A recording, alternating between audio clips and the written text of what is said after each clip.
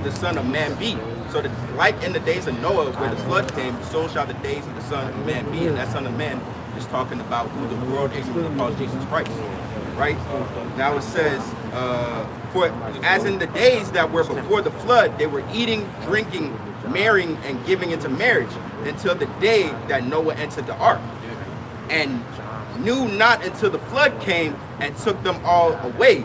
So shall the coming of Son of Man be. Yeah, so the same thing that was going on in Noah's times, people was pretty much, living it up. Pretty much being careless, not having any care about the Lord in their mind until until the flood came. The same thing is going to happen in these times. And the only way to get saved out of that, because we talked a lot about the destruction, but there is hope though. And the hope is that famous question that I asked that dude that was here, do you know the name of the Lord? Because he said he didn't need to be guided.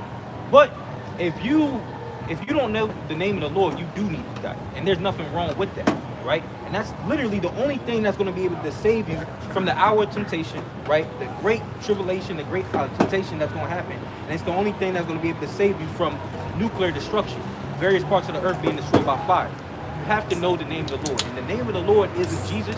I know Jesus is a universal name that the world predominantly uses, but that's not the name of the Lord. Because you got to remember, when the Apostle Paul fell from off the horse, if you can get that account, when he fell off the horse, he said what? He heard the name of the Lord. He heard in the Hebrew tongue, Saul, Saul, why persecutest thou me?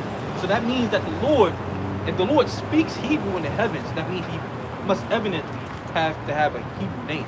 That's without a shadow of a doubt. And my question is what is that Hebrew name? We have to hold it. We have to know it. Because real quick, let me get Acts 4. I got it. Acts 4, 12? Yeah, I got it. This Acts chapter 4, verse 12. Neither is there salvation in any other. See that? The scripture says there's neither salvation in any other. Talking about names, right? There's no salvation in any other. No source of entity is going to grant you that salvation. Can you read it?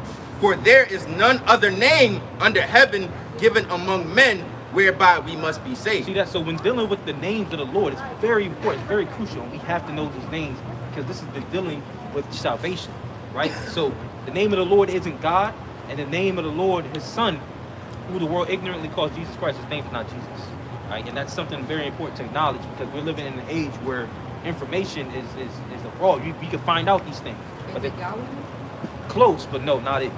Yahweh is a modern day Hebrew, Yiddish. It's a pretty much a broken form of ancient Hebrew. But I don't mind telling you because y'all been here for a while, and I believe it's well deserved. The name of the Lord in Hebrew, the name of the Father is right here in Hebrew. It's Yahweh. Reading from right to left, yeah, which that would be your right, which is my left. It would be right from left, and the name of the Lord is Yahweh. Yahweh, Yahweh. And which translate in the English language, it means he exists, right? Because when Moses, when he found out the Lord's name, the Lord told the people to tell them that. No, what did he tell the Lord? He told the Lord. I am. Moses asked the Lord, who do I tell the people what your name is? The Lord told him that my name is I am that I am. Moses went back to go tell the people and said what he is that he is, right? Because the Lord, and the reason why Moses had to do that, because if Moses literally said I am that I am, the Israelites would have thought Moses was speaking about himself. So he had to say what he is that he is, right? Which means Yahweh, because he just is. There's nothing that can describe the majesty of the Lord, right? So he just is, right? So his name means he exists, Yahweh, and the name of his son is Yahushua, right? Reading from right to left, the same as the name of the Father. Reading from right to left, Yahushua, Yahushua, which means he delivers. Because when he arrived on the scene, let's get it right quick. Matthew 1 and 21, I believe. The reason why he was given that name, because like the Alman says, he was set up to save his people from what? Their sins. That's why he was given that name, Yahushua, in the Hebrew language. And when you have to finish that point, you mind if I have a question? Yeah, absolutely. That's 1 and 21. Yeah, 1 and 21. This is the book of Matthew chapter 1 verse 21. And it reads, and she shall bring forth a son. Yeah. Talking about Mary, right? And she shall bring forth a son, and thou shalt call his name Yahushua. Yep. For what? For he shall save his people from their See that? sins. From he shall save his people from their sins. So his name literally translates he saves or he delivers, because he was going to save his people from his sins. Yahushua. And these are the names that we need in order to receive salvation. You know, it's in the Hebrew. Jesus is Greek, broken a little bit of English, and God is just, there's many gods. It's like, it's vague. It's like, what God are you talking about? You got the God of the Chinese, which is Buddha. You got the God of what else? You got many gods out there. So Just means power. it just means God. It just means power. So Okay. the God of the Bible, his name is Yahweh. Yep. Yeah, that's fine. What was your question? So what's significant about your board?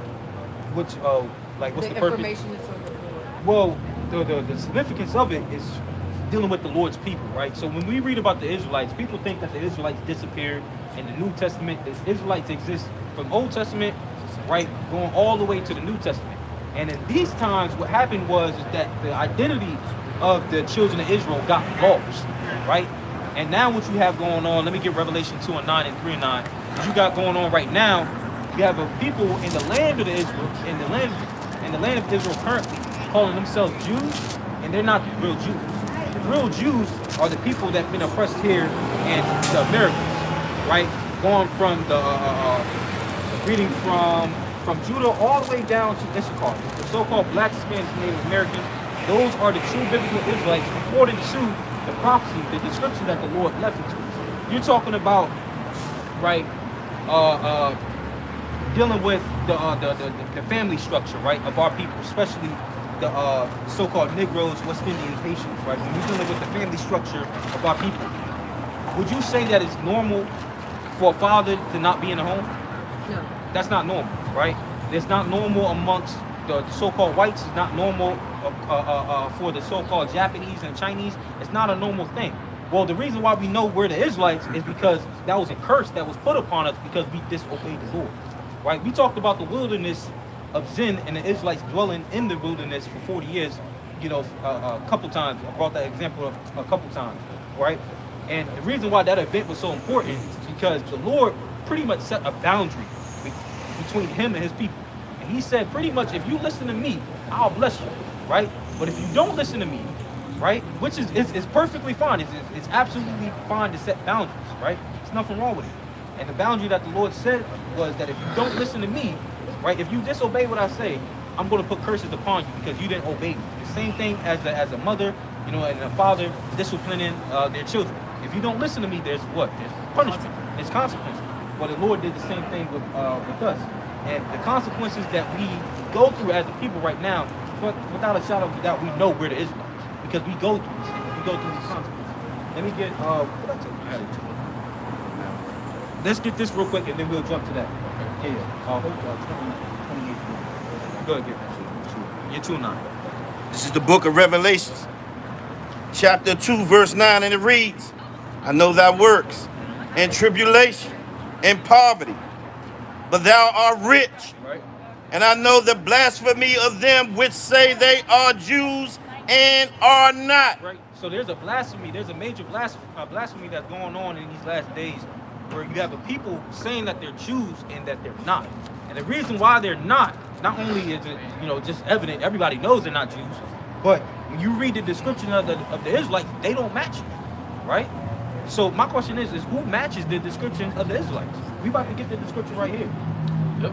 This is Deuteronomy chapter 28 and verse 1. Right? And it shall come to pass, if thou shalt hearken diligently unto the voice of the Lord thy God, Right. to observe and to do all the commandments which I command thee this day, that the Lord thy God will set thee on high above all nations of the earth. See that this is the Lord setting a boundary between the Israelites and himself. And he said that if you listen to me, I'm going to bless you and set you above high upon all the nations that's here on earth, right?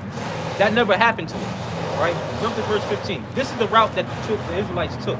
Verse 15. Verse 15, it says, but it will come to pass, if thou wilt not hearken unto the voice of the Lord thy God, to observe and to do all the commandments and his statutes which I command thee this day, that all these curses shall come upon thee and overtake you. See that, and all these curses are going to come upon thee and overtake you. And this is how we know we're the Israelites. When we're dealing with I mentioned the family structure, right? Even dealing with the STD rate, us as a people, the rate that we acquire STD is not normal. And what goes on in the society right now, the things that we deal with as a people, they normalize it. But when you actually look it up and compare it to what other nations, other people, and ethnicities go through, the things we go, it's not normal. But what we did, we normalized it. But these are the curses that the Lord put upon us. Let's get to the curse about black on black crime.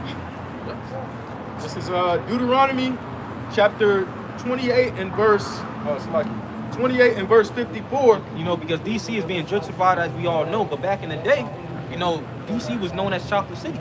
It was known, and it was also known for its what? Its crime. It's black, your murder capital. That's why they had to change. What's that? The Wizards team, which is formerly known as the Wizards, they had to change to the Bullets because of the murder rate, right? What our people did, they normalized black on black crime, but this is something that we go through as a people that should not be normal. And this is the curse that the Lord put upon us. But this is how we know we the Israelites. Deuteronomy chapter 28 and verse 54. So that the man that is tender among you and very delicate, his eyes shall be evil toward his brother. You see that his eyes shall be evil towards his brother. This is the curse that the Lord put upon us. But what we did in today's time, we normalized it. But these are the signs that the Lord left us to who we can find out who the true Israelites are. You know what I'm saying? Can you read it? If I can say one thing. Yeah, go, bro. Yeah, and that doesn't, I mean, when you look at the so-called Jews, the people who call themselves Jews today, you don't see a lot of Jew-on-Jew crime. You don't even hear about that, you see? But you hear that primarily amongst us because, like he was saying, this is a curse that's been put on our people. You hear a lot about black-on-black crime. Yeah. So what are we supposed to do about it? We gotta Now come that back. we know that. What do we do about it? We gotta come back to the Lord. But that's the thing. Not everybody. Black people spend a lot of time in church. But They that's spend that. a lot of time thinking that they are believers of Jesus Christ. But they're following the wrong doctrine. Because with Christianity, one is the thing. This is the reason why we have a problem with Christianity. You go into the Christian church, right? They tell you to come as you are and stay as you are, and that's the problem. You can't stay as you are. You come and you change. Right. And this is what the scriptures preach about, but that's what they don't do, right? Another issue that that goes on in our community is the homosexuality, right? You're not supposed to be a homosexual, but that's what the Christian church will tell you. You can still be. Why? Because they want to take your money, and the only reason why they can take your money, because you could come as you are and stay as you are. They get money out of it. It's a business. But So what book are you reading from? the Bible, Okay. we read the same Bible they read. It sounds the same, but I thought you made some reference that it was, I thought you had said something that just made me think that it was a different one. That was a different understanding. A different understanding. So where's one supposed to go for that understanding? The Lord got to guide you. You got to pray to the Lord. And now that I gave you the names of the Lord, you got to continue to use the names of the Lord, and the Lord will guide you. You know, it's literally a faith thing. Can I say this? Yeah, absolutely. Also, you have to come to the prophets. Yeah. You have to listen to the prophets. That's according to the Bible. Oh. All right, and let me get Malachi too, because you have a lot of teachers in church. A lot of these pastors believe that they're actual prophets, but they're not. Because Christianity, I'm pretty sure he already told you, Christianity is a construct. It's a European construct, right? It's something that was used to hold back and restrain the knowledge of who? So-called Negroes, Hispanics, and Native Americans. So once you understand that Christianity was a weapon that was used against you, then you need to leave Christianity. Now, Christianity and the Bible are not the same thing. Does that make sense? Yes.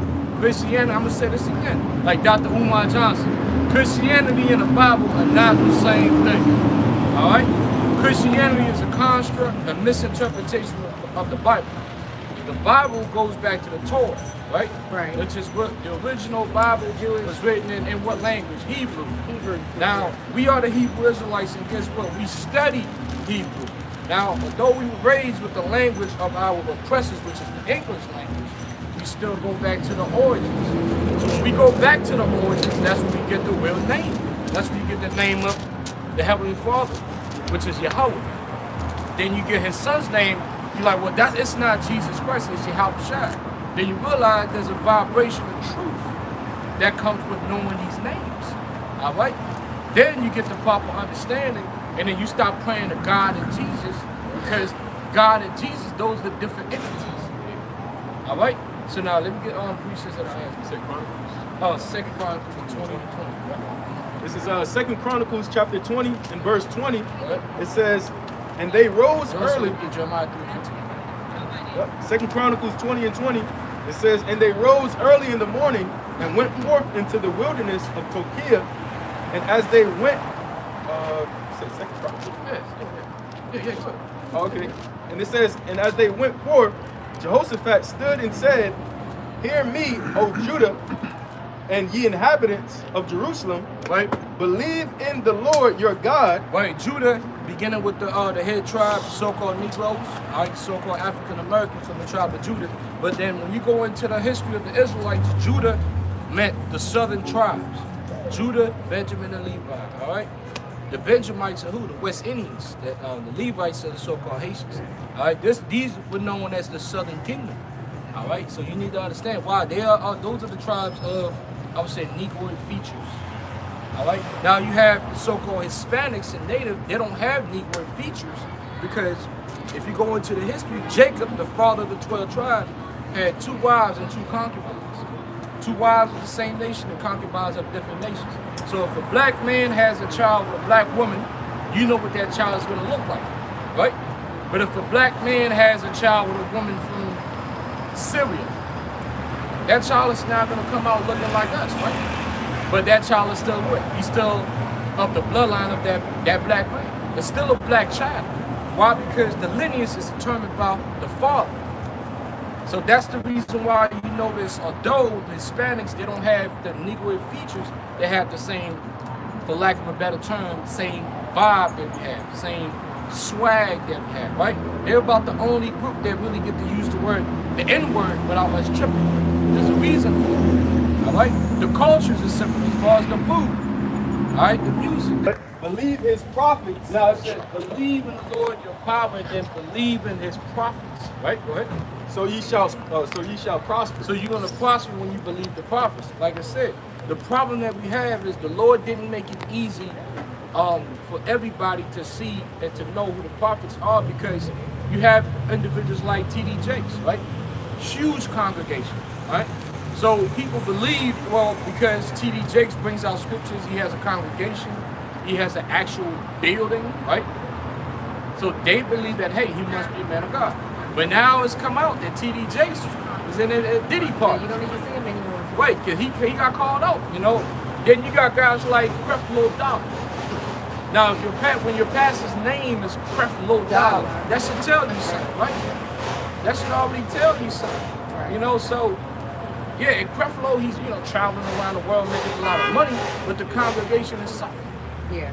And they're not getting the word. That's what many pastors in their That's right. congregation. And you know the final strike is when the black churches became political.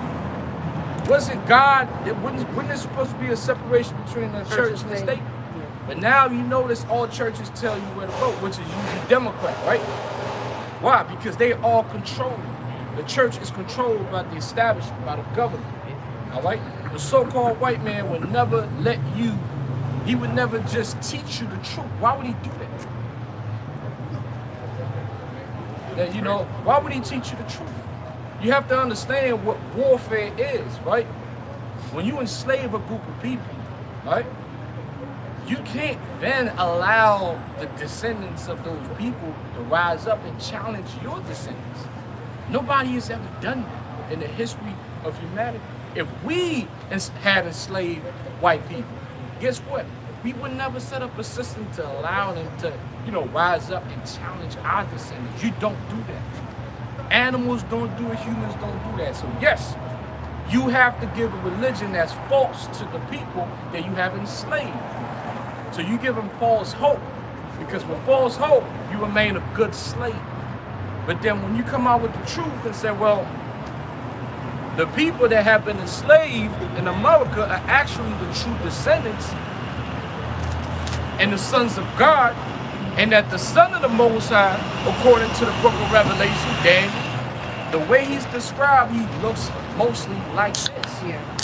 A dark-skinned, so-called black man. That's who Jesus Christ is. His name is Yahushua. The name Yahushua means he is the deliverer.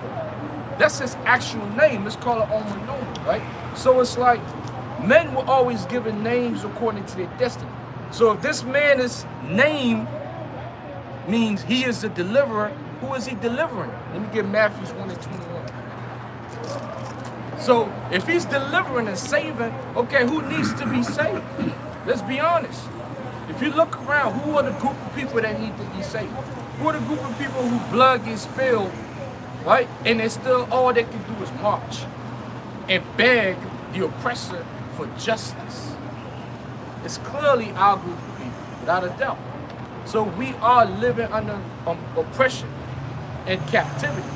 It's just that modern day technology and sweet words from the enemy has blinded us into thinking that, oh, we're equal, let bygones be bygones, right? But if you notice, the white man's blood seems to always be more important, right? When it gets spilled.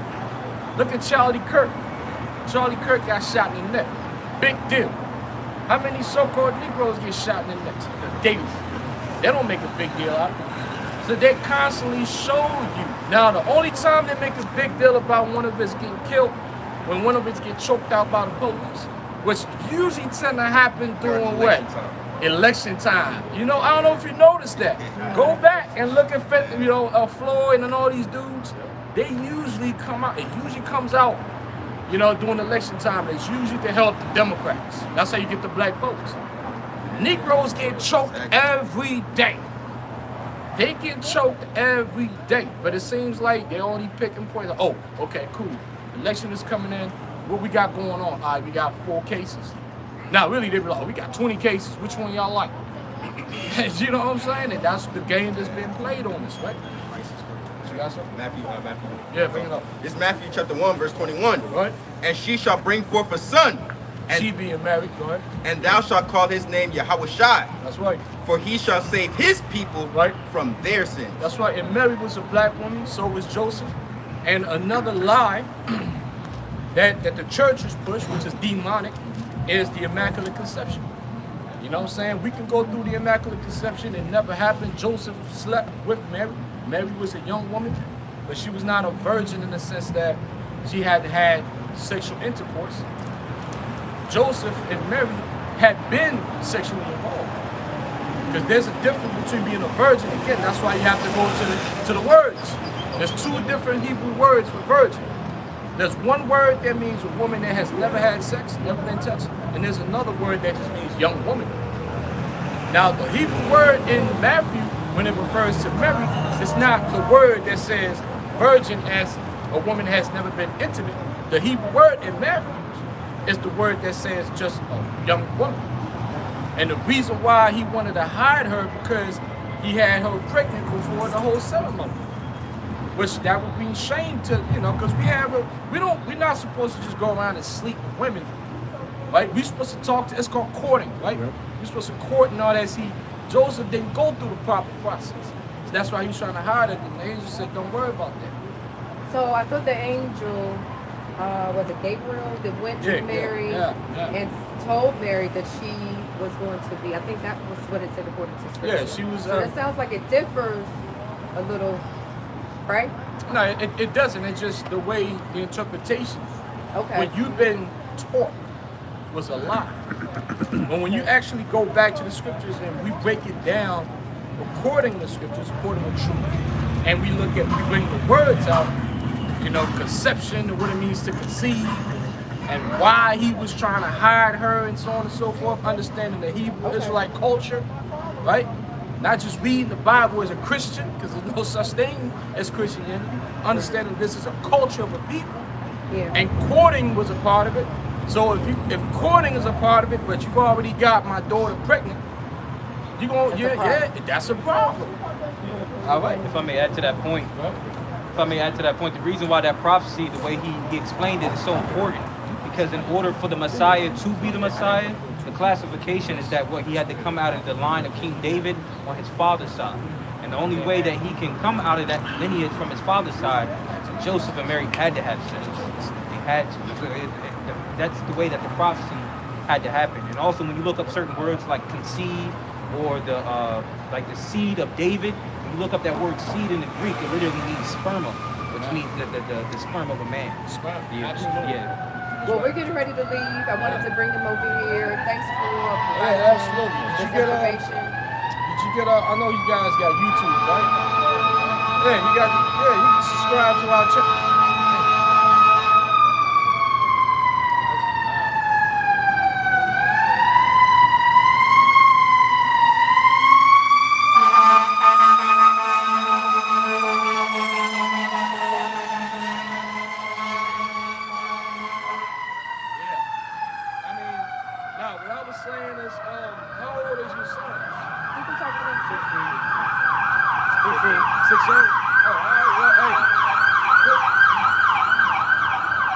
According to the Bible, right? Not according to the white man's customs and doctrines. According to the Bible, you become a man at the age of what?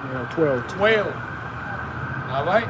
America says you become a man at the age of 16. Why? Because it's called arrested development. They want 18, right? 16 in certain states, but 18 for the most part. The reason why they have that because as men, they want you to remain in a boyish state of mind as long as possible because that helps the government. You understand? The government's biggest threat is what? Is men. It's not women, it's men. Governments always worried about uprisings. So they have to keep men in a boyish state as much as they can and have them indoctrinated. Very important. And the reason why I'm bringing this up is because now you guys have your phones, you're 16, you're men, you're actual men. You're not boys, you're men. You can subscribe to the channel that we have and you can listen. And most importantly, your husband. Not married. Oh, you're not married? Okay, but he's in their lives. And Yes, he is. yeah, definitely. I mean, you can, but that's, again, that's for y'all. Y'all can get it and get, expose the truth to your pops. He may or may not get it because at the end of the day, I'm gonna leave you with this. Let's get the chip because I know they gotta go. You gotta get it. You gotta expose that. Yep. Get Revelation 13 and also when we get Amos. His YouTube channel? You Yeah, got a my phone? phone. Most out destroyed. It's very important, man, because at the end of the day, when you talking about what's gonna the scripture tells you not all of these people are gonna receive the truth. The truth is not for everybody on this time. The Bible speaks about the elect. Have you ever heard of that number, the 144,000? Does that ring any bells? Well, the Bible speaks about a chosen elect, and a chosen few that are going to be saved and protected from what? From the upcoming destruction. Because God is extremely angry. Everything that's going on now, God has been patiently waiting. It's called the wrath of God. The wrath of God is coming. But before his wrath comes, he sends out the Spirit through his Son to gather the prophets first and then gather the remaining of the elect. So 144 and 1/3 is a 1/3.